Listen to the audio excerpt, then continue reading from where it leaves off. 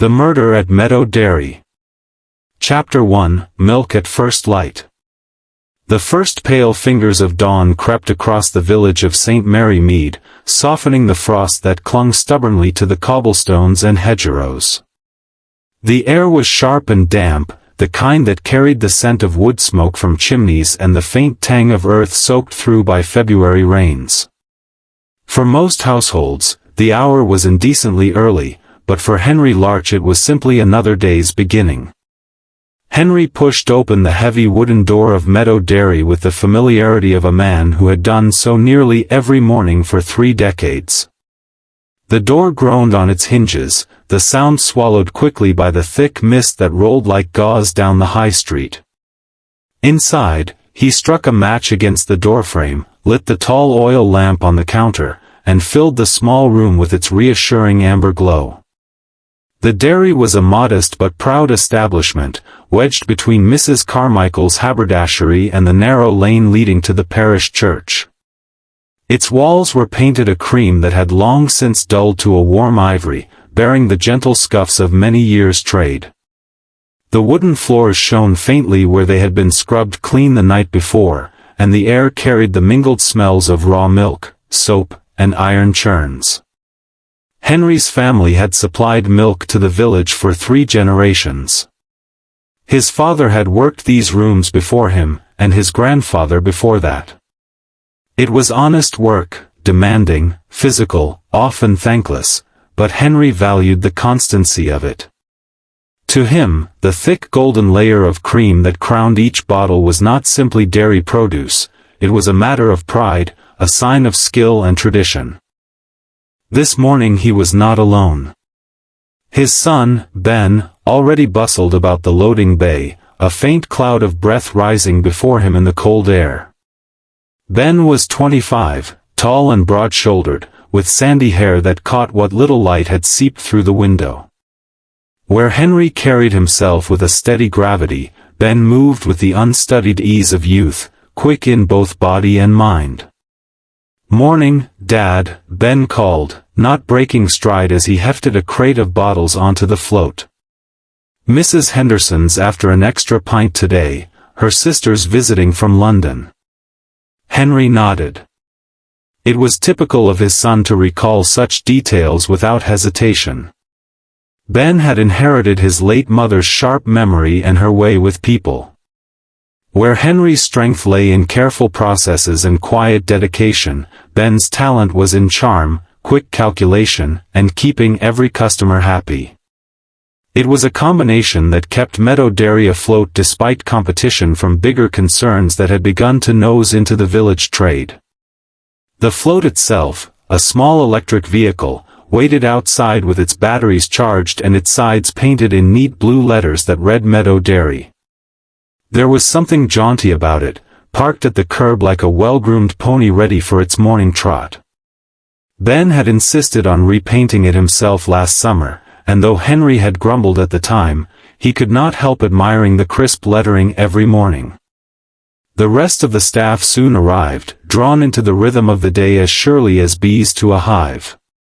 May Reed, the dairy's young clerk, stepped through the door precisely at 5. She was a slender girl in a plain coat, her face pale from the cold but composed, and she wasted no words as she set down her notebook and began the morning's testing procedures. May had a steady hand with the lactometer, and Henry trusted her figures without question. Not long after came Len Ogborn, rubbing his eyes and yawning wide enough to make Ben laugh. Len was awkward in manner and appearance, with long limbs that seemed never quite under his control, but he had a knack for machinery that was invaluable. He kept the float running, repaired pumps and ropes, and handled the heavy churns with the confidence of someone who understood their weight better than his own. Together, they worked in near silence, the kind born of routine. Bottles clinked as they were stacked, ropes creaked as churns were hoisted into place, and the quiet scratch of May's pencil could be heard at intervals as she marked readings in the ledger. The church clock struck the quarter hour, its sound muffled by fog, and Henry felt the familiar comfort of another day falling into order. Then came the interruption. Violet Tanner appeared at the doorway like a draft of cold wind, her sharp features set in their usual expression of dissatisfaction. Violet was the owner of the Copper Kettle Tea Room, a woman who prized efficiency above all else, or so she said. To Henry she seemed perpetually braced for disappointment, as though the world were forever failing to meet her standards. "Mr. Larch," she said crisply, without so much as a greeting. "I trust we won't see a repeat of yesterday's inconsistency with the cream. My customers expect perfection. If I can't rely on your product, I shall be forced to consider other suppliers." Henry's jaw tightened. The Copper Kettle purchased milk by the churn, which should have been lucrative for Meadow Dairy, but Violet's habit of late payment was a constant thorn. Worse, there had been whispers that her returned containers were not always as they should be, thinner, somehow, as though the milk had lost its richness by the time it came back. Henry disliked gossip, but Ben had been making careful notes, and Henry suspected his son meant to confront Violet sooner rather than later. "Everything will be satisfactory, Mrs. Tanner," Henry replied, his tone polite but cool. Ben looked up from his ledger at that moment, his eyes meeting his father's. There was something there, a flash of determination, perhaps indignation, that told Henry the matter was not as settled as his own words suggested. Before the tension could grow heavier, another figure entered, Sid Sykes, the rival grocer. He arrived under the pretense of discussing a shared matter of interest, but Henry knew better. Sid had a way of circling opportunities like a fox near a henhouse. He was sleek, neatly dressed, and carried himself with the confidence of a man who knew how to pry customers from competitors with a well-timed smile and a discounted price. Henry watched the man's eyes flick over the loaded float, the stacked bottles, the neat records May kept.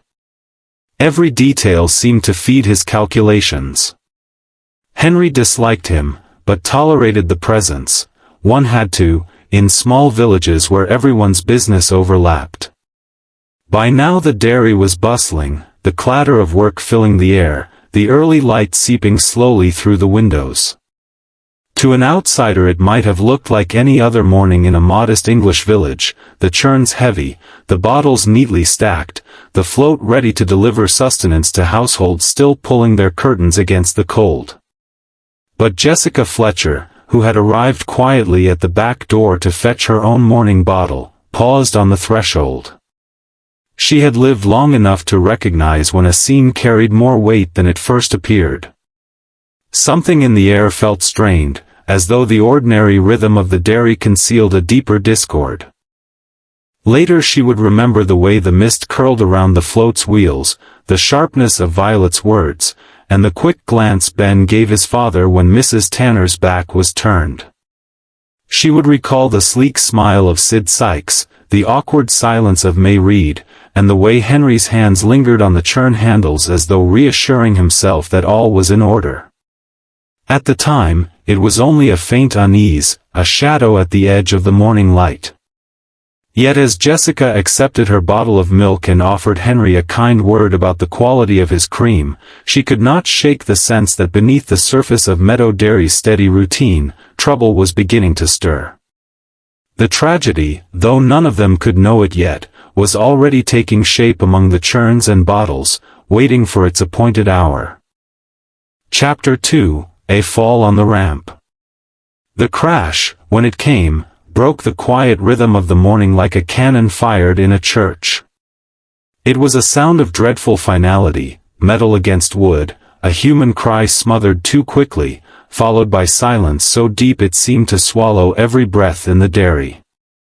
Henry Larch had been bent over the cream separator, adjusting the delicate flow of milk through its tubes, when the noise erupted from the loading bay. His hands, slick with cream, froze on the brass lever. For an instant he did not move, did not even breathe. He had lived through accidents before, the odd spill, a cut from a broken bottle, but this was different. This sound carried with it the unmistakable weight of disaster. Ben. The name burst from his lips before his mind had fully caught up, the desperate shout of a father certain of what his heart already knew. May Reed, who had been recording figures at her ledger, dropped her pencil. It rolled soundlessly across the slate counter, forgotten as her face drained of color. She stood rooted to the spot, her mouth opening and closing without words. It was Len Ogborn who moved first. Awkward though he was in nearly everything else, the man had a lumbering speed when urgency demanded it. He stumbled toward the ramp, his boots thudding across the boards, rope still clutched in one hand. Jessica Fletcher, bottle of milk in her hand, felt the air in the room shift with a kind of sickening certainty. She had not heard the cry as clearly as Henry had, but the anguish in his voice told her all she needed to know. Setting the bottle carefully on the nearest shelf, she followed at a brisk pace, her sensible shoes clicking on the worn floorboards. The sight that met them at the ramp would remain etched in memory long after the morning had faded into history. Ben Larch lay crumpled at the base of the wooden incline, his body twisted at an angle that admitted no hope. A great 10-gallon churn had toppled from its trestle above and now rested on its side like some grotesque sentinel beside him. Milk spread across the boards in a widening white pool, glistening where the first rays of sunlight caught it through the fogged windows. The liquid crept toward Ben's cap, which lay inches from his hand, as though reaching out to return it to its owner. Henry staggered forward, dropping to his knees. He touched his son's shoulder, then recoiled as if burned, the truth settling on him like a crushing weight. He had seen death before, long ago in war and again when his wife's accident had taken her from him, but nothing compared to the unbearable finality of seeing his boy lying lifeless beneath the tools of their trade. "Get Dr. Haydock," Henry whispered hoarsely, his voice breaking on the words. "And the inspector." Len lurched toward the telephone, his hands trembling so violently that it took him 2 attempts to lift the receiver. The shrill jangle of the village exchange seemed too loud, too normal, in the silence of tragedy. Jessica placed a steadying hand on Henry's arm. She did not speak, words of comfort felt pale against the enormity of the loss, but her presence anchored him enough to keep him from collapsing completely. Within minutes, heavy boots sounded on the dairy floor. Dr. Haydock arrived first, his black bag in hand, his nightclothes hastily hidden beneath a tweed overcoat. He was a practical man, not given to sentiment. Yet even he paused when he bent over Ben, his face grim as he checked pulse and pupils with brisk efficiency. "Blunt trauma," he said at last, rising heavily to his feet. The churn struck him squarely. There was no chance.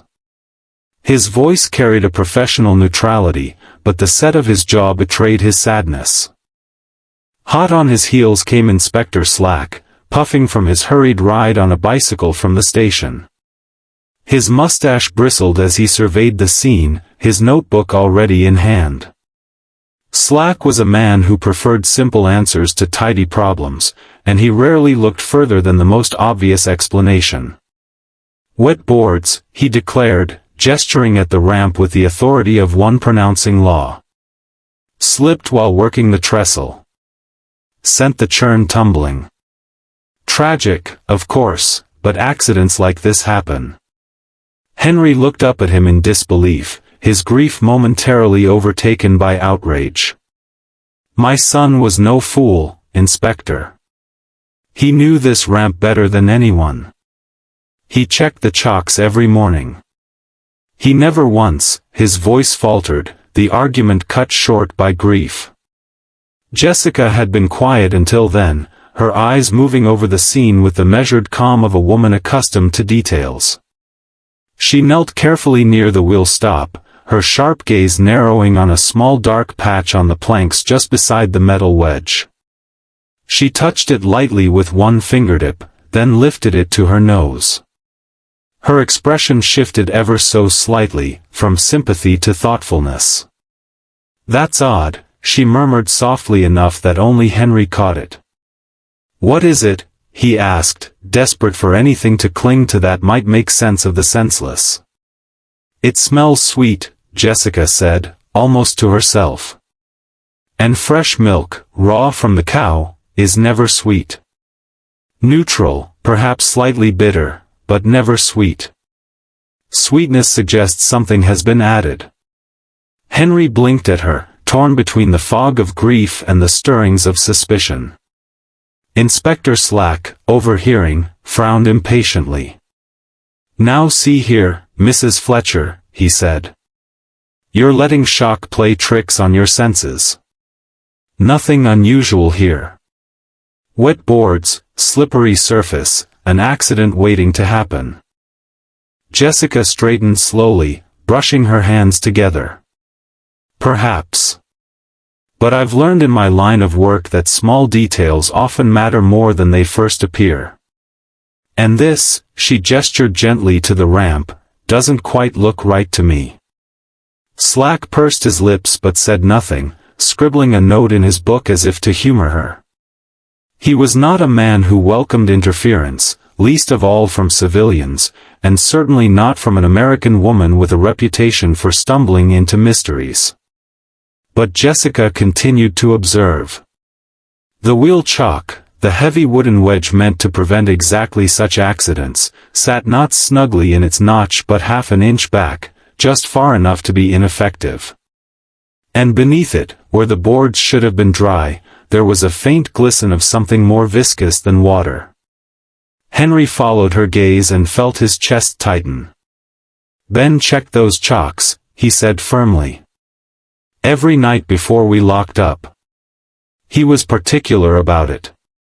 "Then perhaps they didn't slip by themselves," Jessica said gently. The room was still except for the quiet scratching of Slack's pencil and the faint drip of milk spreading across the boards. May Reed, pale and wide-eyed, clutched her ledger to her chest as though it might shield her from what was unfolding. Len lingered by the telephone, his awkward frame hunched as though trying to make himself smaller. Violet Tanner, who had not yet left, hovered near the door, her sharp eyes taking in every detail, though her mouth was set in its usual disapproving line.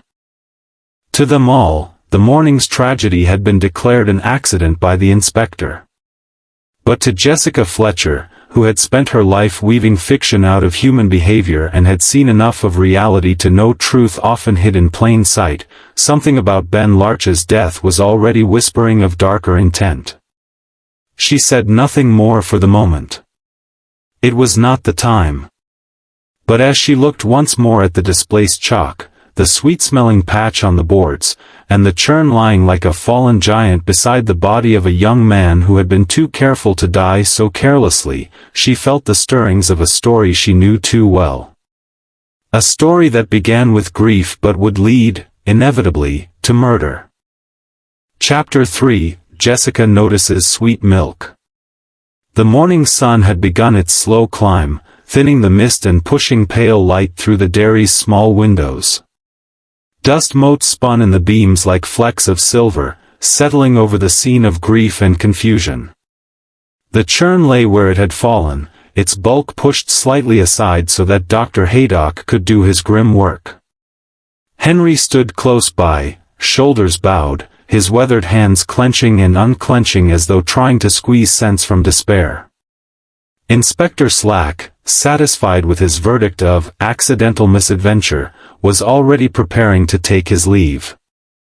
His notebook snapped shut with an air of finality that grated against the fragile silence.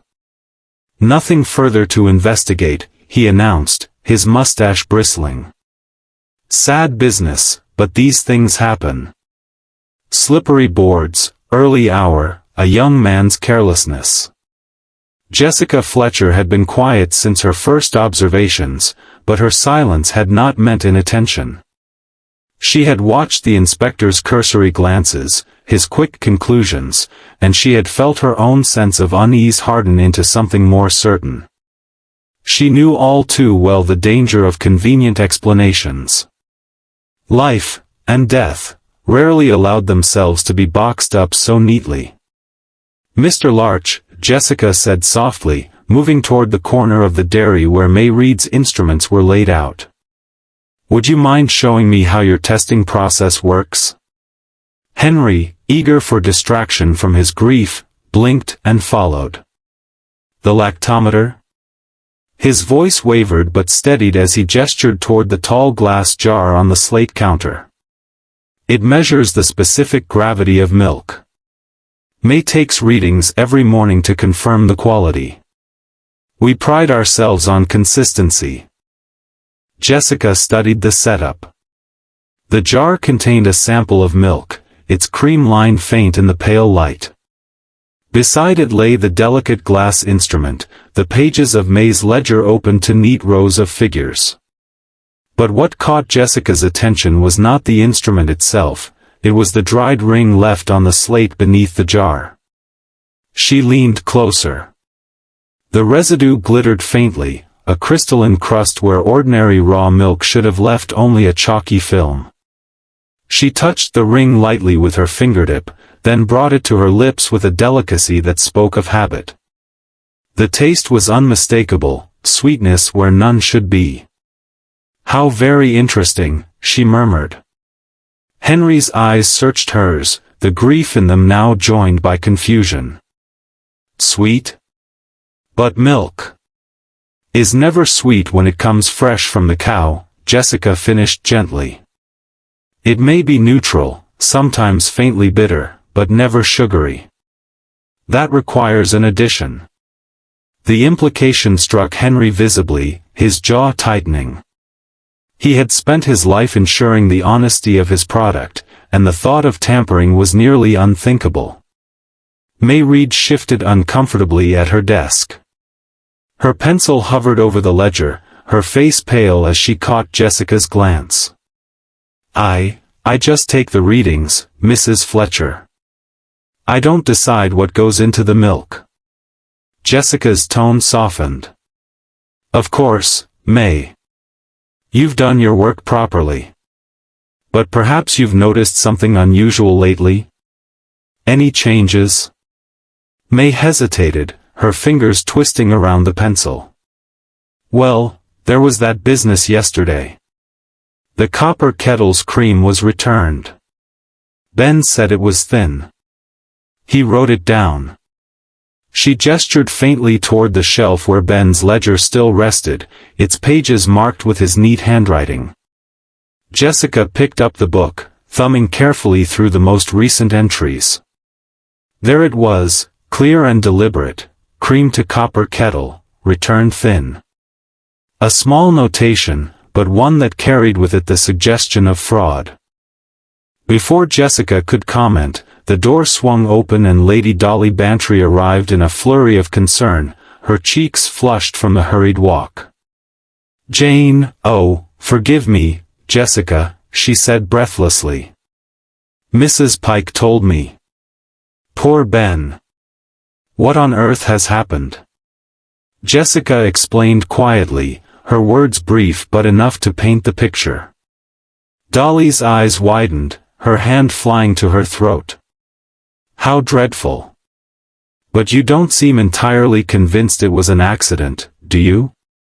"I think," Jessica said carefully, "that a few details merit closer attention. For instance, Dolly, come here and tell me, what do you smell?" She gestured toward the darkened patch near the wheel stop on the ramp. Lady Bantry bent, inhaled delicately, then straightened with a puzzled look. "It's sweet. Like milk with sugar stirred in. But surely that can't be right." "That is exactly what I thought," Jessica replied. "Milk doesn't grow sweeter with time. If it does, it means something has been added. Perhaps to disguise something else." Inspector Slack groaned audibly. "Really, Mrs. Fletcher, you're chasing shadows. A tragic slip, nothing more." Jessica ignored his impatience. Her eyes returned to the ramp, narrowing on the wooden wedge. The chalk sat slightly out of place, half an inch shy of its proper notch. She crouched again, noting how the surface beneath it glistened faintly, sticky rather than merely damp. If Ben was in the habit of checking these every morning, she asked Henry, would he have left them so poorly placed? Never, Henry said firmly.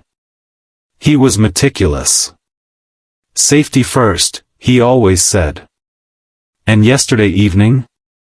Jessica pressed. They were set tight before we locked up, Henry confirmed. Jessica tapped the chalk lightly, watching the faint syrupy trail that streaked the board. Then this was moved after. Or weakened somehow. Lady Bantry frowned. But who would do such a thing? That was the question Jessica did not yet answer. Instead, she returned to the counter and examined the jar again. The residue there was not just sugar, it was sugar deliberately mixed in, disguised to balance the readings of the lactometer. Henry's face blanched as realization dawned.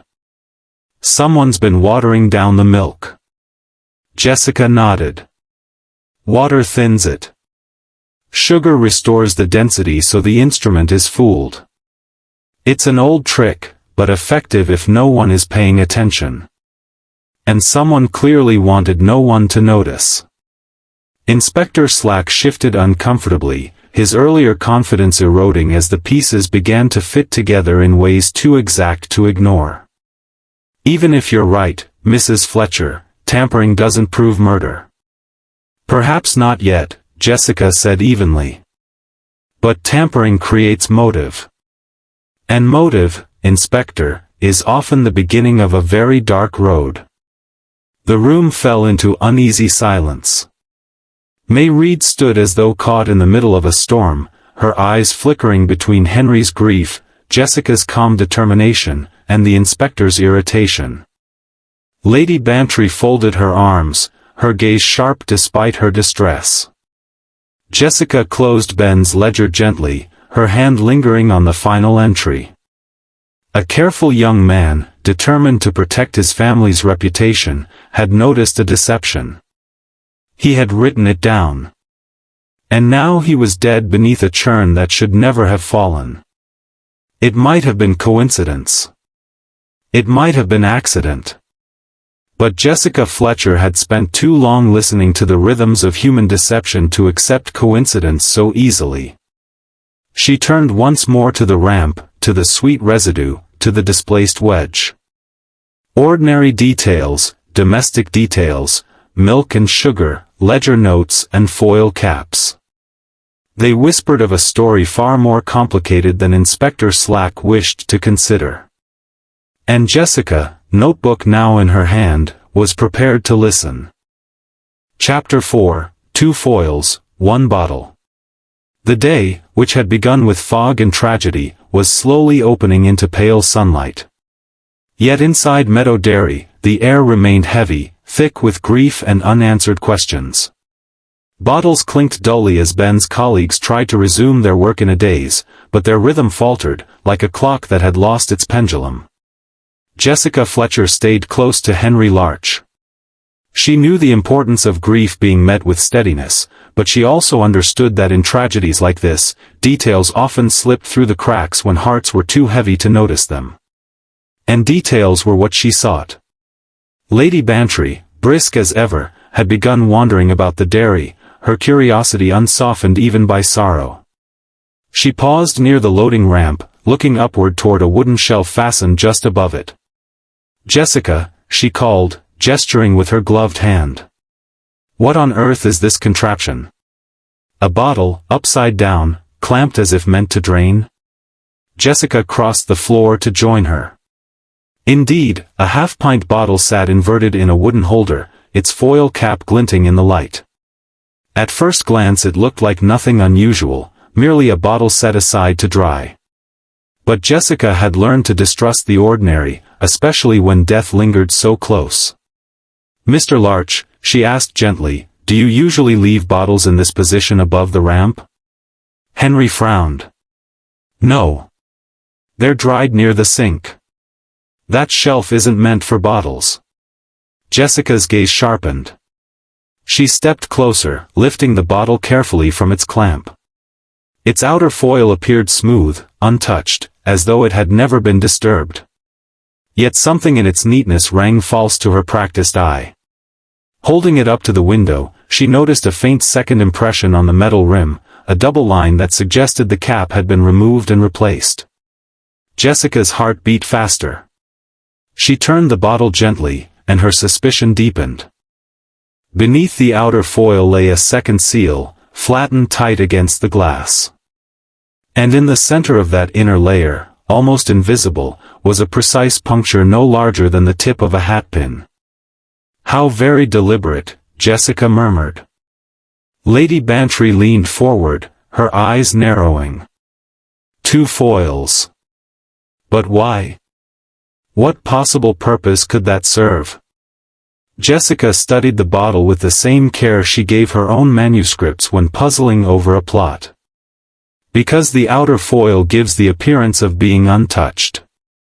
To anyone glancing at it, the bottle looks perfectly sealed. But the inner foil has been pierced. That means the liquid inside could drip, slowly, steadily, without obvious sign. She turned the glass again, and sure enough, faint streaks ran down its outside surface, as though drops had escaped over a long period, leaving behind tide marks. Henry's expression grew grim. "You're saying someone set this bottle here to drip? Onto the ramp?" Jessica nodded. She crouched beneath the shelf, where the plank still bore a darkened ring. She touched it lightly. Sticky. Exactly the size of a bottle's mouth. Inspector Slack, who had been listening with increasing impatience, finally spoke up. "Now look here, Mrs. Fletcher. You can't just assume that every odd bottle has sinister purpose. Likely someone left it there by mistake." Jessica rose, the bottle still in her hand. Her tone remained mild, but her eyes carried steel. "Mistakes don't leave double seals and hidden punctures, Inspector. This was prepared with care. Someone wanted milk to drip, very slowly and very precisely, onto the ramp below." Slack bristled, but before he could argue, May Reed spoke up in a voice small but tremulous. "The recapper." Jessica turned toward her. "What recapper, dear?" May clasped her hands together, her fingers tightening as though to keep her words from spilling out. "The tool for resealing bottles with fresh foil. We keep it here. Yesterday Mrs. Tanner borrowed it. Said she wanted to tidy some bottles for her tea-room display." The name fell heavily into the room. Violet Tanner, the sharp-tongued proprietor of the copper kettle, had already attracted suspicion with her late payments and questionable returns. Now she was linked directly to the peculiar bottle Jessica held. Henry's face hardened. Ben meant to speak to her this morning about the thin cream. He was determined. Jessica exhaled softly. The pieces were edging closer. If someone had reason to fear exposure, she said slowly, they might take steps to prevent that conversation from ever taking place. Lady Bantry examined the clamp more closely, leaning on the trestle rail. "Jessica, look, the bottle was placed exactly above that patch of residue. And if something was resting on the wheel chock, waiting to be disturbed." Jessica nodded gravely. "Then we may be looking at a timing device. Milk dripping onto sugar or some soluble support, weakening it until it gave way. And when it did, the churn rolled." Inspector Slack's mustache twitched in frustration. "You're building castles out of milk and sugar. Ingenious, perhaps, but far-fetched." "Far-fetched until you notice the details," Jessica replied calmly. "The double foil, the puncture, the tide marks, the clamp greased to hold the bottle steady. This wasn't haphazard. It was crafted. Someone used the tools of this dairy, ordinary domestic items, to build an instrument of death that would act without their presence. Henry's grief-stricken face turned toward the bottle as though it were an enemy in disguise. "That means my boy didn't die from carelessness," he said hoarsely. "He was killed. Murdered." Jessica set the bottle gently on the counter. "It appears so. And I think we must consider who had the opportunity, the knowledge, and the motive to set such a trap." The names floated unspoken among them: Violet Tanner with her copper kettle sugar cubes and her borrowed recapper, Sid Sykes with his ever-watchful eye on Meadow Dairy's customers, even Len with his mechanical aptitude and access to every corner of the building. May Reed, too, with her delicate role in keeping the books. Each had a place in the morning's pattern. Jessica's voice remained steady, but her words carried weight. This was no accident. Someone went to elaborate lengths to ensure Ben Larch would be standing at the exact spot, at the exact moment, when the churn was released. That level of planning speaks of determination, and of desperation. Silence pressed in again, broken only by the faint drip of milk from the rim of the overturned churn.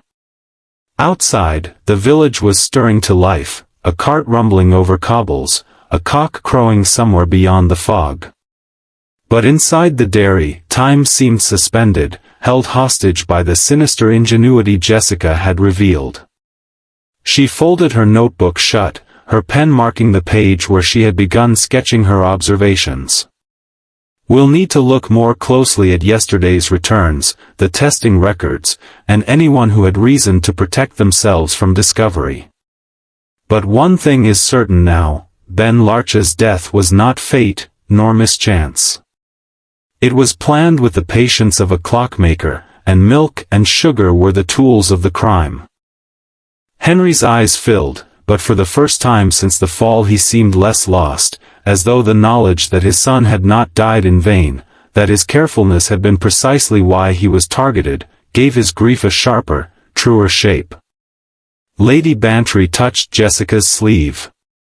"To think, Jessica, milk bottles and foils. Who would have believed they could be turned to murder?" Jessica gave a small, sad smile. "I've learned, Dolly, that the most innocent objects can be transformed when desperation meets imagination. A bottle becomes a trigger, sugar becomes a fuse. And somewhere in the middle of it all lies the hand of a killer." Chapter 5, Sugar Cubes Under the Chalk. The morning had changed its character entirely. Where once Meadow Dairy had been filled with the steady rhythm of work, the churns groaning, bottles clinking, ropes creaking, it now held an atmosphere of strained silence, broken only by murmurs and the occasional shuffle of feet. Everyone present seemed aware that the space had transformed from a workplace into a crime scene. Jessica Fletcher, ever composed even in grief-stricken settings, had been thinking steadily. She carried herself not as a detective in the official sense but as a writer accustomed to following threads where others might overlook them. Stories, whether on the page or in life, depended on small details, and she had already begun to collect them. Her eyes now returned to the wooden ramp where Ben had fallen. The wedge-shaped chalk that should have prevented disaster lay crookedly, not where it had been meant to rest. Jessica studied it with quiet determination. Something about its placement nagged at her imagination, like a puzzle piece forced into the wrong corner of a jigsaw. "Dolly," Jessica said gently, addressing Lady Bantry, who lingered close by.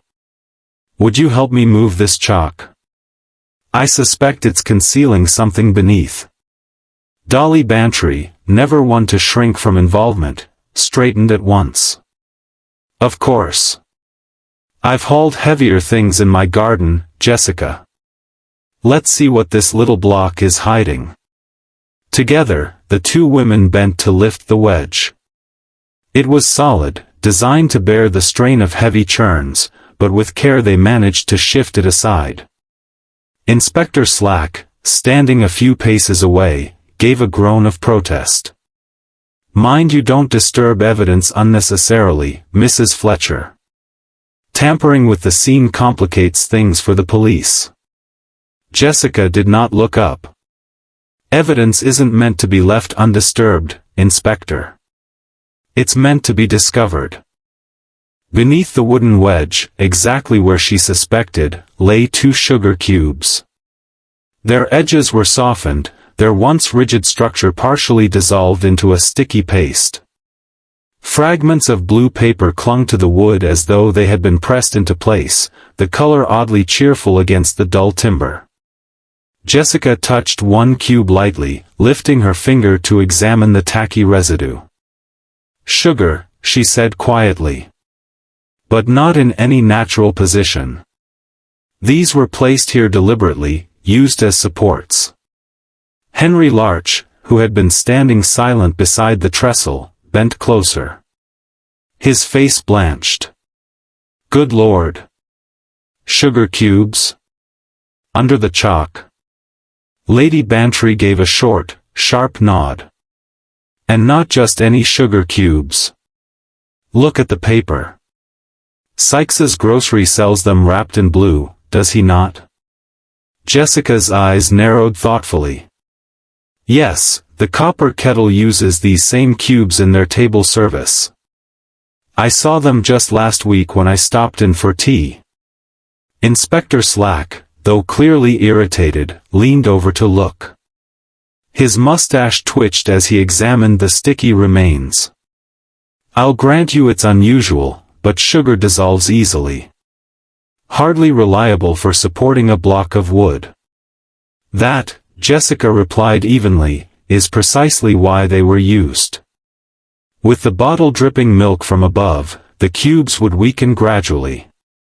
The weight of the chalk pressed upon them, until at last they gave way. It's a timing mechanism, Inspector. Primitive, yes, but very effective." Lady Bantry gave a low whistle. "Ingenious, if you think about it. Milk dripping, sugar dissolving, the wedge sliding, all at just the right moment." Henry's hand clenched into a fist. "And Ben would have been there, as always, checking the ramp. The killer knew his habits. Knew his diligence would put him exactly where the churn would strike." Jessica nodded gravely. "It required someone with 2 things, knowledge of this dairy's routines, and access to the specific kind of sugar cubes found here. That narrows our field considerably." Slack harumphed. "You're saying Violet Tanner, then? She had the sugar, she borrowed the recapper. Motive, means, opportunity." Jessica raised a hand, cutting off his eagerness to leap to conclusion. "Perhaps. But we can't close the book yet. Motives are rarely so simple. Fraud, fear of exposure, personal grievance, they all weave together. Until we see the whole picture, we shouldn't declare the ending." She bent again, examining the rail where the chalk had been displaced. A faint syrupy trail led from the melted cubes toward the groove where the wedge normally sat. The sweet residue glistened faintly in the light, guiding her imagination toward the device's mechanics. She traced it with her fingertip, her expression thoughtful. "Notice how the syrup creates a slick path," Jessica observed. "Once the cubes dissolved enough, the wedge would no longer grip. It would slide along this track, out of position. And then the churn above, balanced precariously, would roll free." Henry swayed where he stood, grief and fury mingling in his face. "You mean someone turned my tools, my livelihood, into weapons?" His voice broke. "Milk and sugar, twisted into a trap." Jessica touched his arm gently. "Yes. And precisely because they seem so innocent, it was meant to pass unnoticed. But these details don't lie, Henry. They're telling us exactly what happened." The others gathered around. May Reed, pale and silent, clutched her ledger close as though it might shield her from involvement. Len Ogborn shifted from foot to foot, his lanky frame restless, his eyes flicking nervously toward the sugar remnants. And Violet Tanner, still present though increasingly tense, pressed her lips together so tightly they drain. "Mrs. Tanner," Jessica said softly, "you returned milk yesterday, did you not? And your tea room uses these blue-wrapped cubes?" Violet's chin lifted in defiance. "Half the village uses them. Psych supplies plenty of homes. And yes, I returned milk. That's no crime." "No," Jessica agreed mildly. "Not in itself. But sugar cubes tucked beneath a will stop most certainly are." Slack cleared his throat, clearly uncomfortable with Jessica's steady unraveling of the crime. "All this speculation doesn't make a case. We'll need something more solid than sticky wood and paper scraps." Jessica's eyes flickered with quiet resolve. "We'll find it. Murderers may plan with cleverness, but they can't plan for every detail. Something always betrays them." She straightened, brushing her hands together, and looked once more at the sticky cubes. They were simple things, meant to sweeten tea, turned into instruments of timing and death. The juxtaposition chilled her. Murder wasn't always committed with knives or pistols, sometimes it was hidden in the most ordinary of comforts. Henry, his grief sharpened by fury, spoke again. Ben wrote about the copper kettle's returns. He knew something wasn't right. And now he's dead. Whoever did this must have feared exposure. Jessica's gaze softened. "Yes, Henry." He noticed what others overlooked. His diligence became the trigger for their fear. And that fear drove them to build this mechanism. The dairy seemed to darken despite the sunlight, as though the very walls recoiled from the violation. What had once been a place of honest trade and simple industry had been turned into a stage for treachery. Jessica closed her notebook. The truth is emerging, piece by piece. A bottle above, sugar below, a wedge displaced. It forms a picture, but not yet the whole. We still need to follow where the evidence leads, to the hands that set this cruel device in motion.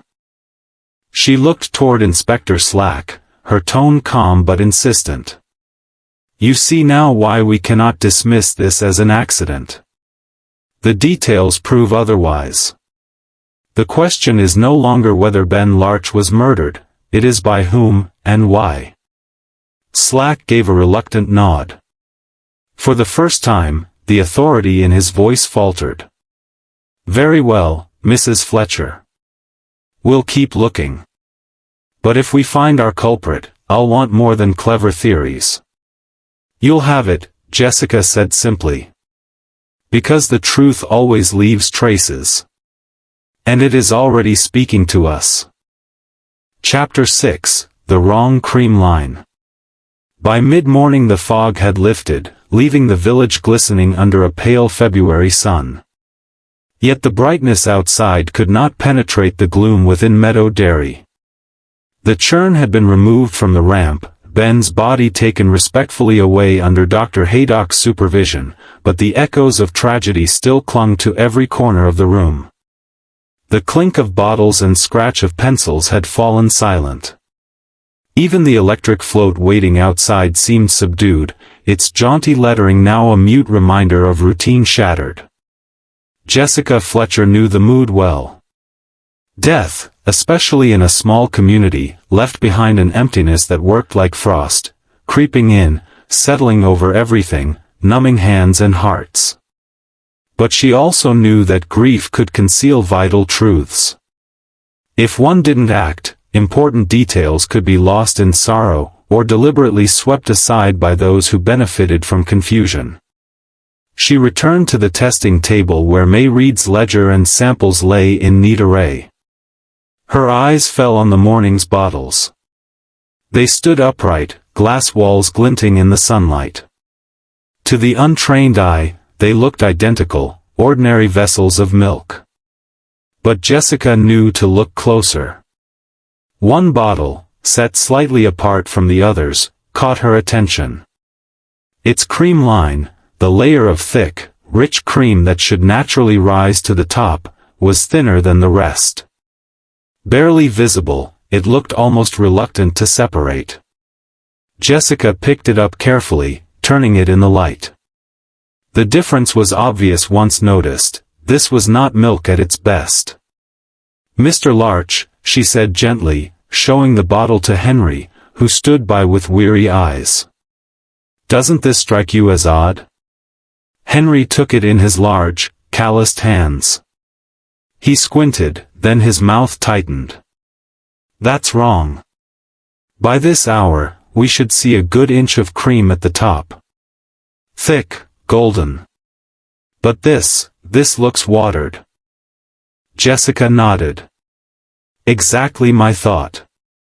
Watered milk, perhaps sweetened afterward to disguise the thinning." Lady Bantry, hovering nearby, leaned closer with interest. "But surely the tests would catch that. Isn't that what all this equipment is for?" Jessica glanced toward May Reed, who stood stiff and pale by the ledger, her fingers gripping its edges as though it might anchor her in the storm. "That depends," Jessica said softly, "on whether the tests were honestly recorded." The girl's shoulders flinched at the words. Jessica walked over to the open ledger, its pages filled with May's careful handwriting. She ran her finger down yesterday's column of figures. The numbers appeared precise, but something about them jarred. 2 entries were faintly darker than the rest, the ink newer, as though written at a different time. And beneath them, on the blotter, Jessica noticed faint impressions, erasures, corrections hidden but not entirely erased. "These figures," Jessica said quietly, "were altered." May's breath caught audibly. Her cheeks flushed, then drained of color. I only did what I was told." Henry turned sharply. "What do you mean?" May twisted her hands together, tears welling. "Mrs. Tanner said the readings couldn't be right. She told me to change them. She promised it was temporary, just while she sorted out her supplier troubles. I needed the money, for my mother's medicine." Her voice cracked. The room fell into heavy silence. Henry staggered back as if struck. His reputation, his family's name, depended on the integrity of this very book. To learn that it had been compromised under his nose was a blow almost as cruel as Ben's death. Jessica, though sympathetic, pressed gently. "And the milk returned from the copper kettle, was it thin?" May nodded miserably. Ben noticed it first. He kept track. Wrote it all down. Yesterday he said he would speak to his father and then to Mrs. Tanner herself. He wouldn't let the dairy be shamed. Henry's grief transformed into fury. His hands gripped the edge of the table until his knuckles whitened. "That woman," he muttered, almost to himself. "She was stealing from us. Defrauding us." Inspector Slack, who had been scribbling half-heartedly, looked up, his brow furrowed. "Even if she watered the milk, that's her own affair once she's bought it." Jessica's eyes flashed. "Not if she returned it as surplus and claimed credit for it. That means Meadow Dairy was paying her for watered milk, damaged stock, while her customers received diluted product under the Larch name. It wasn't just fraud, Inspector. It threatened their entire livelihood." The inspector shifted uncomfortably. Jessica's calm explanation left little room for dismissal. Lady Bantry spoke with indignation. And Ben uncovered it. He wrote it in his notes, he meant to confront her. That gives her the strongest motive of all. Jessica did not answer at once. Instead, she turned back to the thin cream line. She swirled the bottle gently, watching how the liquid moved sluggishly. Milk was supposed to settle naturally, but this looked manipulated. The crystalline residue she had tasted earlier told the rest of the story, sugar added to restore density, hiding the watering from May's instrument. It was an elegant deception, but Jessica had seen too many schemes in her lifetime not to recognize the pattern. A trick like this wasn't invented overnight. It had been practiced, perfected, and carried out with nerve. Henry sat heavily on a stool, his head in his hands. My boy died because he was too honest to ignore what he saw. He tried to protect the family business, and it cost him his life. Jessica touched his shoulder gently. Ben's honesty revealed the truth. And that truth will bring justice. Her words steadied him a little, but Jessica herself remained troubled. Violet Tanner had motive, yes, and the means to tamper with bottles and sugar cubes. She had borrowed the recapper and bought cubes at an odd hour. But Jessica's instincts told her there was more. The mechanism was too precise, too practiced, to be the desperate act of a woman caught overnight.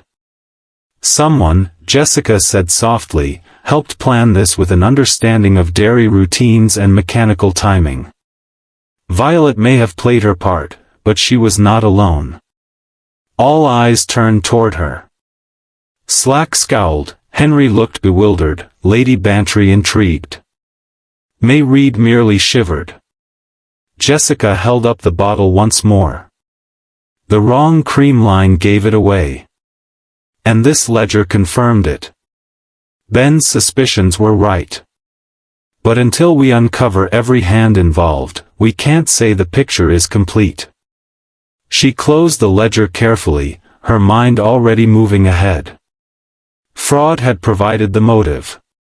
Milk and sugar had provided the means. Now came the harder question, who had the nerve to build a murder weapon from such ordinary things, and the coldness to let it strike a young man down? Chapter 7, Blue Paper in the Crate. The dairy yard smelled faintly of churned milk and damp wood as the morning crept toward noon. Though work had resumed in fits and starts, the usual steady rhythm was gone. Meadow Dairy, once a place of routine and pride, had become a silent witness to betrayal. Jessica Fletcher moved through the space with her customary calm, her notebook discreetly tucked under her arm. She knew the village well enough by now to understand that gossip would soon take flight. If answers were not found quickly, speculation would fester, clouding the truth and tarnishing reputations. Mr. Larch, Jessica said gently, may I see the bottles returned yesterday from the copper kettle? Henry rose heavily from his stool, his grief momentarily steadied by purpose. He led Jessica toward a stack of wooden crates marked with neat lettering, Copper Kettle, Tanner. The paint was beginning to chip, but the black words remained legible, a permanent reminder of business ties now tainted. The crate contained empties, bottles rinsed but not scrubbed, each bearing faint traces of cream. Jessica leaned over, her sharp eyes scanning not the bottles themselves, but the debris in the corners. Village crates often carried a history in miniature, crumbs, bits of paper, the grit of streets. She knew better than to ignore such details. Her patience was rewarded. Wedged between the slats of the crate was a scrap of blue paper, small as a postage stamp but stubborn in color. She eased it free with the tip of her pencil. How very interesting, she murmured. Lady Bantry, ever quick to involve herself, peered closer. It looks exactly like the wrapping from sugar cubes. And the copper kettle always uses those bright blue ones, does it not? Jessica turned the fragment in the light. The fibers were faintly sticky, clinging as though soaked before drying. It matched perfectly with the remains found beneath the wheel chalk earlier that morning. Evidence, Jessica said softly, has a way of leaving crumbs. This fragment ties the tea room directly to the mechanism we discovered. Not conclusive on its own, but certainly suggestive. Inspector Slack shifted his weight, clearly unhappy at seeing the threads weave together in ways he could no longer ignore. We'll need to have that examined properly, he muttered, fishing an envelope from his pocket. He held it open reluctantly, and Jessica slid the scrap inside. But Jessica wasn't finished. Her instincts told her more might lie hidden beyond the obvious. She stepped into the small yard at the back of the dairy, where the bins of discarded wrappings and foils were kept. The smell here was sharper, a mixture of sour milk and damp paper, but she ignored it, lifting lids and peering carefully among the refuse. Her sharp gaze caught something glinting faintly silver. Nestled among crushed caps and bits of string lay a single circle of foil, smooth except for one telling detail, a puncture, dead center, as neat as a pinprick. Jessica lifted it delicately with her pencil, her suspicion confirmed. The inner foil, she said aloud. From our double-sealed bottle. Discarded here, separate from the outer cap, as though someone wanted it hidden but not destroyed. Henry groaned softly, his face lined with fresh anguish. One of ours. But why would anyone? Because it was part of the weapon, Jessica explained gently. The pierced foil allowed the drip. Once it had served its purpose, it had to vanish. Whoever placed it here thought the refuse would bury the evidence. Inspector Slack accepted it reluctantly, adding it to his envelope. His earlier bluster had ebbed, replaced with something closer to grim recognition. He said nothing, but his silence spoke volumes. At that moment, Len Ogborn returned from an errand, awkward as ever, his long arms hanging at odd angles. He carried a rag in his hand, wiping at fingers stained dark. Batteries sorted, he muttered. Had to fetch it from Sykes's place last night. Jessica's gaze fell to the rag. The stains were not the black of grease, but a brownish smear with a tacky sheen. Len, she said carefully, where did you pick that up? He blinked, startled. On the shelf near where that bottle was clamped. Looked like someone smeared grease along the jaws. Made sense, they'd want the bottle to hold steady. Jessica's heart quickened. Grease on the clamp jaws ensured the bottle stayed firm until the very moment it was meant to fail.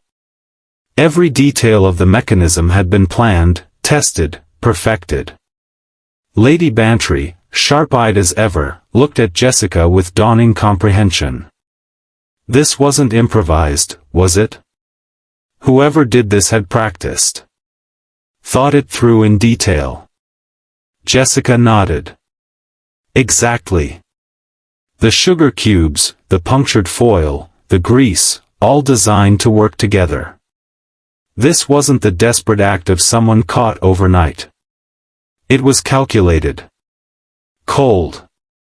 Len shuffled uncomfortably under their gazes. Funny thing, he added, almost as an afterthought. When I went to Sykes's last night for the battery, he mentioned Mrs. Tanner stopped in just before closing. Bought a fresh packet of sugar cubes. Said she was running low for the morning. Jessica's pen froze over her notebook. Just before closing? 6:30, maybe a bit later, Len confirmed. That revelation tightened the net further. Violet Tanner hadn't stumbled into a plot that morning, she had laid her groundwork the evening before. Her purchase of sugar cubes, her borrowed recapper, the doctored readings, all threads weaving into the same dark fabric. Still, Jessica kept her voice steady. Thank you, Len. That timing is important. She looked around at the group. Henry stood rigid with grief, Lady Bantry watchful, May Reed trembling, Len awkward but suddenly significant. Slack looked as though a weight had settled on him, his tidy explanation of accident collapsing under the mountain of evidence. Jessica's gaze rested on the small, sticky scrap of blue paper now sealed away, on the punctured foil gleaming in the envelope, on the rag stained with grease. Each was small, ordinary, easily dismissed. Yet together they told a story of premeditation, of fraud, and of murder. She closed her notebook softly. Ben's death was planned with chilling care. Sugar, foil, and grease may seem harmless, but in the wrong hands, they became a weapon. And someone in this village wielded them with purpose.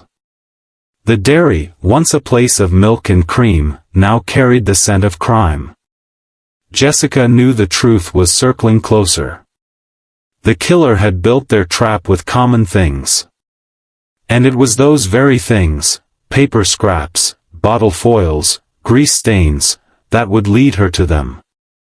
Chapter 8, Alibis Between 4 and 5.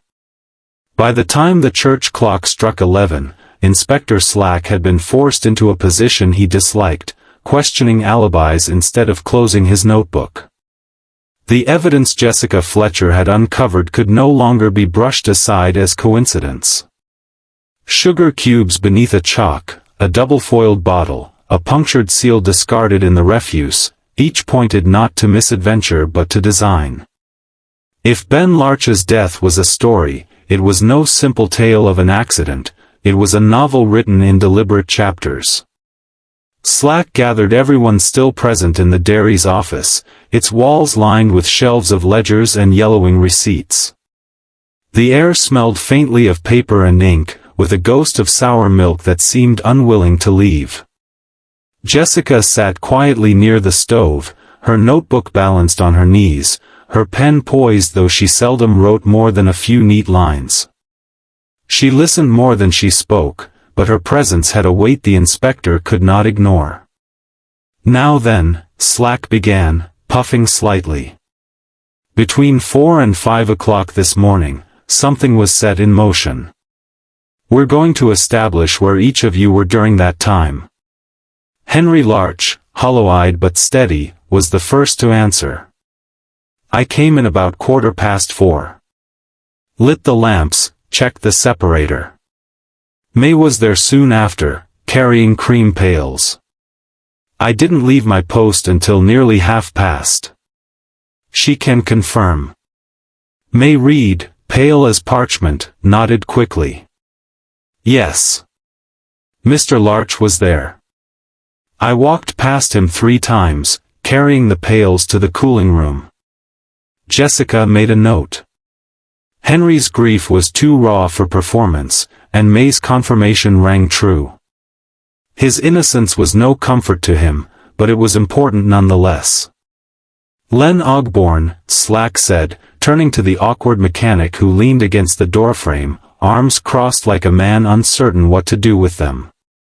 Your movements? Len cleared his throat. I was working on the float at 4 sharp.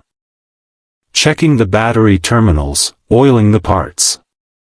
But around 20 past, I walked over to Sykes's shop. He'd promised a spare battery, said I could pick it up early since he lives upstairs. Slack raised an eyebrow. And Mr. Sykes confirms this? At Jessica's suggestion, a messenger boy had already been dispatched, and now Sykes himself entered briskly, his waistcoat neat despite the early hour. Yes, he said. Mr. Ogborn arrived at exactly 24 minutes past 4. I noted it because I'd promised him prompt service. He signed the chit. Transaction took about 5 minutes. We even tested the battery. Jessica watched Len's face. He seemed relieved, but she noted something else. He glanced toward Henry before meeting Slack's eyes, as though seeking reassurance from the wrong person. All right, Slack said grudgingly. That places him away from the dairy for a stretch.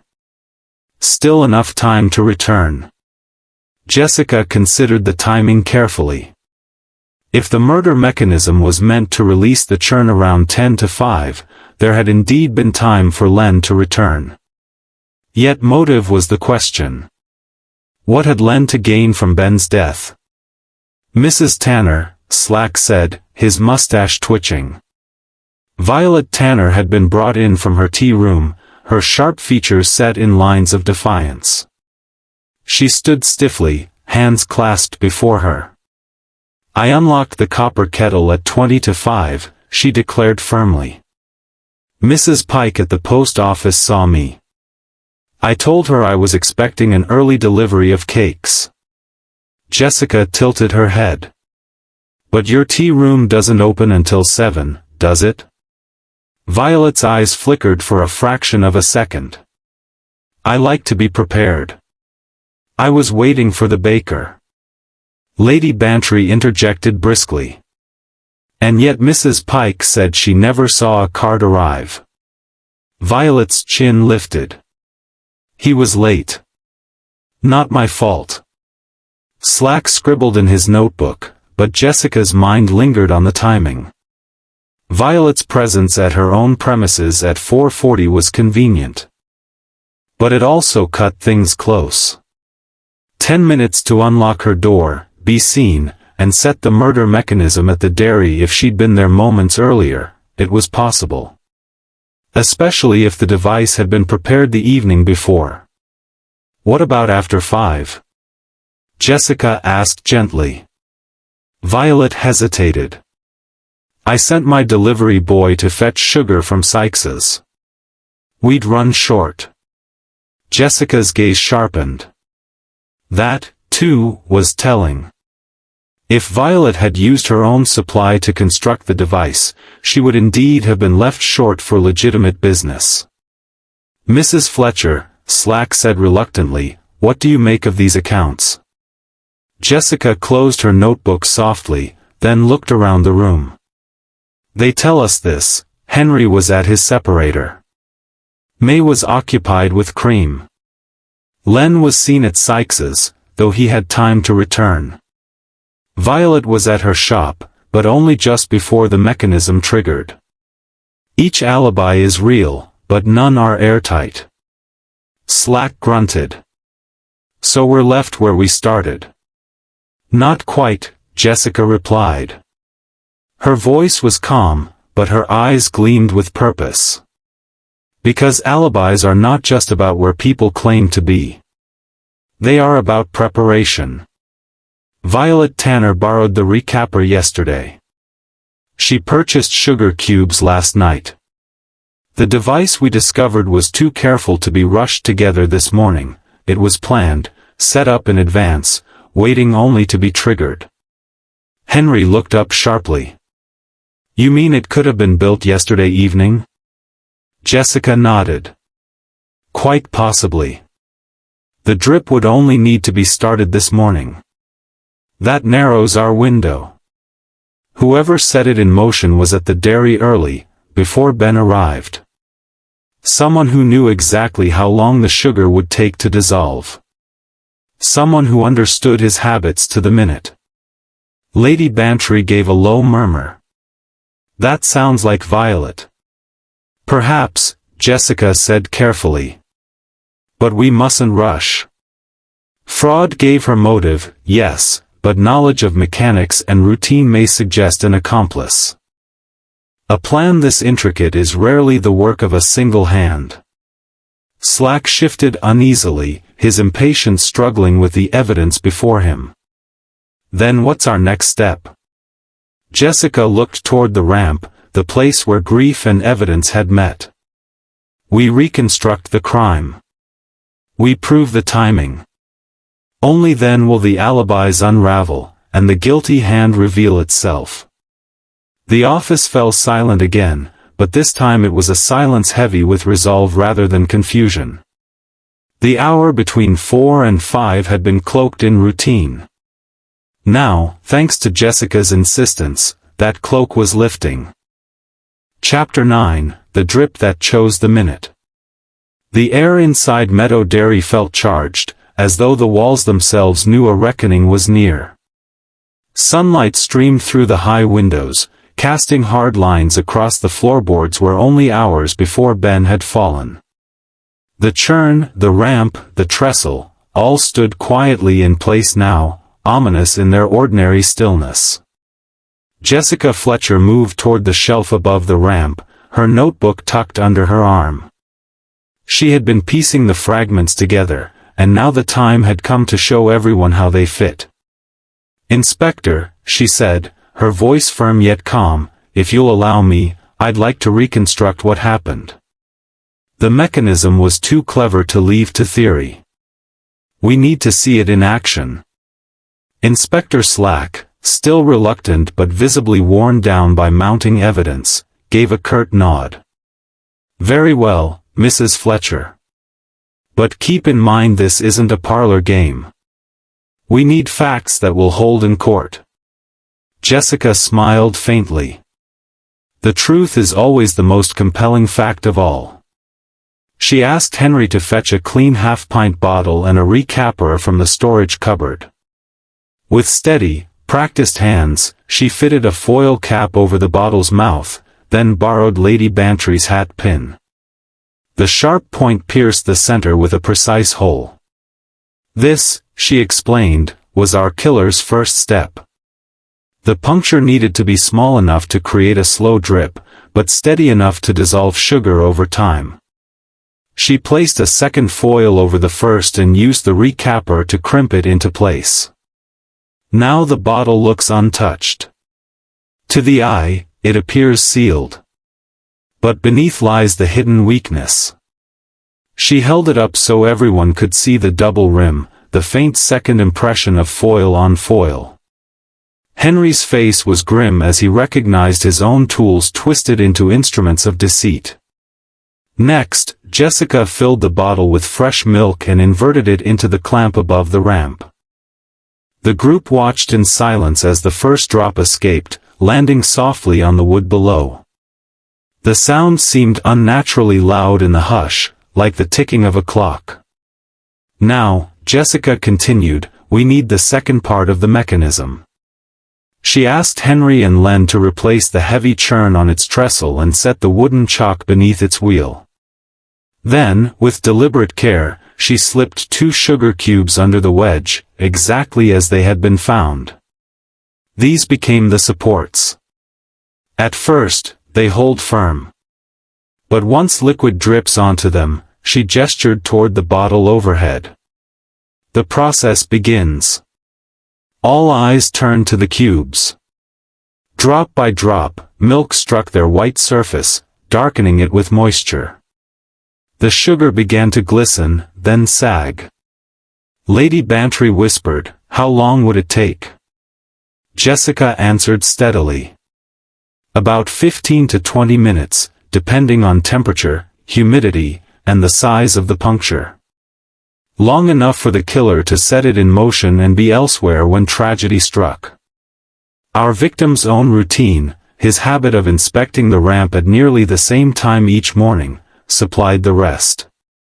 The group leaned closer, morbidly fascinated. May Reed clasped her hands together, her face pale. Len shifted uneasily, muttering under his breath, while Violet Tanner, stiff in her chair, stared with tight-lipped defiance. As they watched, the sugar cubes weakened visibly, edges dissolving into syrup. The wedge, once steady, began to tilt.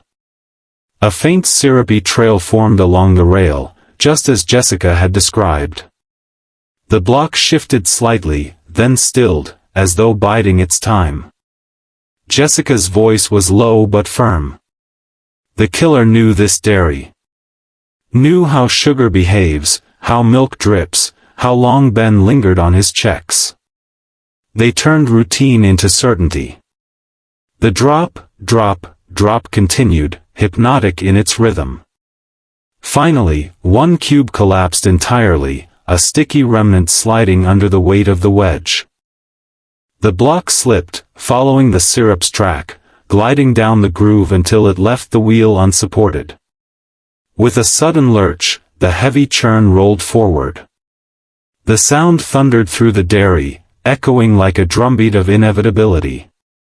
The demonstration churn struck the ramp with a violent crash, making everyone flinch despite knowing what was coming. Henry's hands clenched. That was exactly what happened. Only this time, it wasn't milk we lost. Jessica let the silence settle for a moment before speaking again. This is the story our killer wrote, a trap built from patience, tested in secret, designed to strike at the minute of their choosing. They didn't need to be present. The bottle and the sugar did their work for them.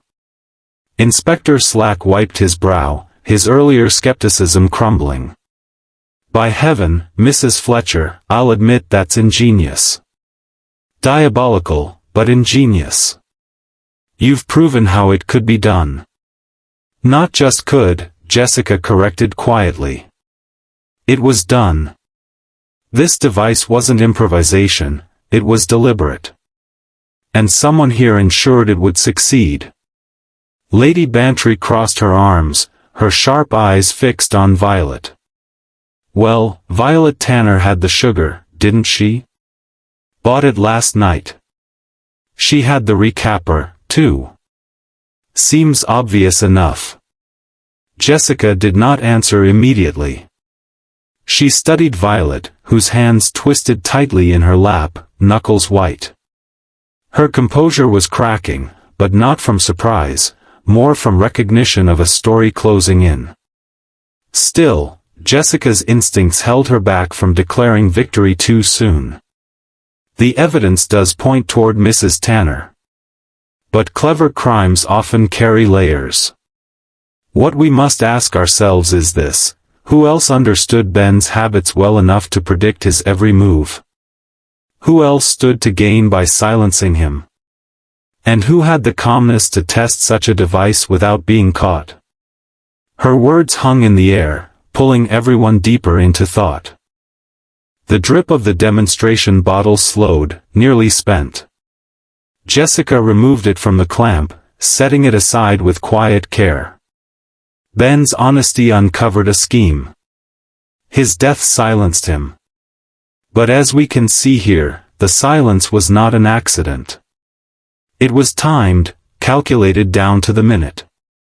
And the killer relied on the dairy's own tools to carry it out. Henry Larch bowed his head, tears shining in his weary eyes. Yet when he looked up, there was fire beneath the grief. Then whoever did this won't hide behind claims of chance. My boy deserves justice. Meadow Dairy deserves the truth. Jessica placed a hand gently on his arm. And the truth is exactly what we'll find. We've proven the method. Now we must uncover the hand that set it in motion. The others stood in uneasy silence. The dairy seemed to breathe again, the air thick with tension. Outside, the village life carried on, carts rattling, children's voices calling, but inside, the story was closing in on its final chapters. Jessica glanced around the group once more. Each face told a story: grief, guilt, anger, or fear. Somewhere among them, she knew, was the author of this crime. And soon enough, that author would be forced to sign their work. Chapter 10: Dairy Ramp, Bottle, Sugar, and a Rolling Churn. By the afternoon, the dairy yard had gathered an uneasy assembly. Word of the tragedy had spread, and with it came whispers. Villagers lingered at a distance, their curiosity checked by solemnity. Inside the yard, however, the principal players were gathered: Henry Larch, pale but resolute; May Reed, trembling with remorse; Len Ogborn, shifting uncomfortably; Lady Bantry, sharp-eyed and determined; Inspector Slack, stiff with authority; and, most unwilling of all, Violet Tanner, her expression set in brittle defiance. Jessica Fletcher stood by the ramp. The churn loomed silently on its trestle, no longer a vessel of livelihood but a grim reminder of loss. She had spent the morning drawing threads together, and now it was time to weave them into a finished pattern. "We've seen how it was done," Jessica began gently, her voice carrying over the hush. A bottle punctured with precision. Sugar cubes placed beneath a wedge. Milk drip by drip, weakening the supports until the chalk slipped, releasing a churn at just the right moment. A cruel clock, ticking silently until it struck down Ben Larch. Her eyes swept the group, resting first on Henry. This was not an accident. It was deliberate.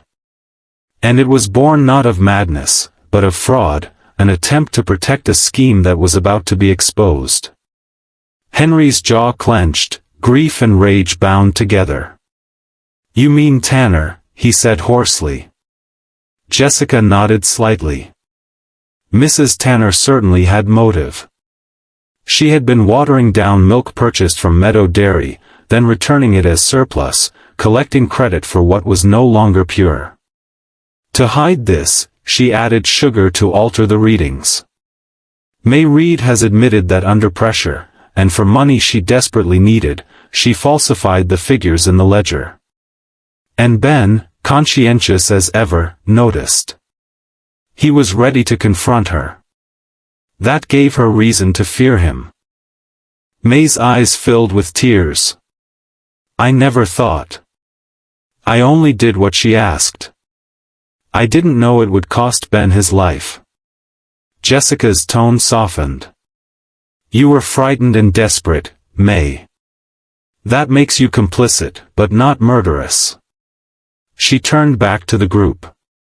The murder required more than desperation. It required planning, mechanical knowledge, and calm execution. All eyes shifted toward Violet Tanner. She stiffened, her lips pressed into a thin line. "This is absurd. Yes, I borrowed the recapper. Yes, I bought sugar. But I run a tea room. Those are tools of my trade, nothing more." Jessica met her gaze evenly. "And yet we found a scrap of blue sugar wrapping in your return crate. We found a punctured foil cap discarded in the refuse. Both linked directly to your tea room. And you were seen unlocking your shop at 20 to 5 this morning, cutting the timing very close indeed." Violet's composure faltered. Her hands twisted together. "Coincidence," she muttered. "I was expecting a delivery." "No delivery arrived," Lady Bantry interjected sharply. Jessica raised a hand for calm. "But let us not mistake proximity for proof. While Mrs. Tanner's actions tied her to the fraud, I believe she did not act alone in the murder. Consider the grease on the clamp that held the bottle. Consider the precision of the timing. That was the work of someone accustomed to mechanics, someone who knew how to test such a device without attracting suspicion." Her eyes turned deliberately to Len Ogborn. The tall man started, color draining from his face. "Me? I fixed the float. That's all. I had nothing to do with Ben's death." Jessica's voice was steady but unyielding. "You had both the skill and the access. You worked here early, often unsupervised. You handled the equipment daily. And you admitted yourself you found grease near the clamp, because you put it there. Without it, the bottle might have slipped prematurely. With it, the device held steady until the sugar gave way." Len shook his head violently. "No. I helped with repairs. I didn't." His words trailed off as his eyes darted toward Violet. The room seemed to tighten around them. "Mrs. Tanner," Jessica continued, "had the motive. Mr. Ogborn had the mechanical know-how. Together, you conspired. She feared exposure. He, already entangled by her requests and promises, became her accomplice.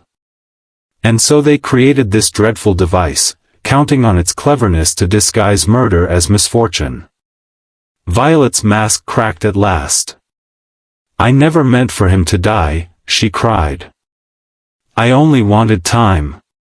Ben was going to ruin me, and I thought, if he were injured, delayed, it might give me a chance to explain. Len said it could be done, said it would only look like an accident." Len's voice broke.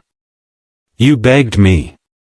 Said you'd pay me off, that no one would ever know.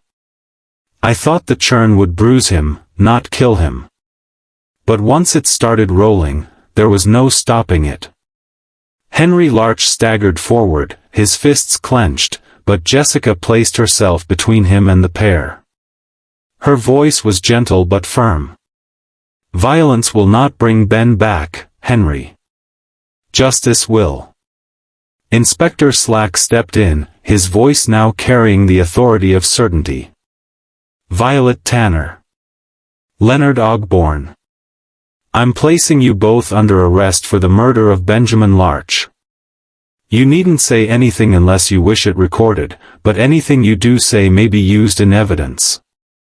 The two were led away, Violet sobbing, Len shuffling as though already broken. The dairy fell into a heavy stillness. Henry sat heavily on his stool, burying his face in his hands. May Reed wept quietly in a corner, the sound raw and childlike. Lady Bantry shook her head, muttering about the wickedness hidden in ordinary lives. Jessica closed her notebook. Her voice, when she spoke, carried both sadness and resolve. "Milk, sugar, a wedge of wood, all so ordinary. Yet twisted into tools of murder. Ben's honesty uncovered deceit, and that honesty cost him dearly. But his truth brought justice, too. The story is finished, though the grief will remain." Henry lifted his head, tears streaking his face. "You've given my boy back his honor, Mrs. Fletcher. That means more than you'll ever know." Jessica placed a hand on his shoulder. "Ben was brave enough to stand for honesty. That's a legacy no fraud can tarnish." Outside, the sun dipped lower, shadows stretching across the yard. Meadow Dairy would never be the same. Yet somewhere in the chill air lay a faint sense of release, the weight of secrets broken, the silent churn no longer a weapon, but simply a tool of work once more. Jessica glanced back at the ramp as she left. Murder hides in the most ordinary places, she thought. But so does truth. And if you look closely enough, truth always tells its tale.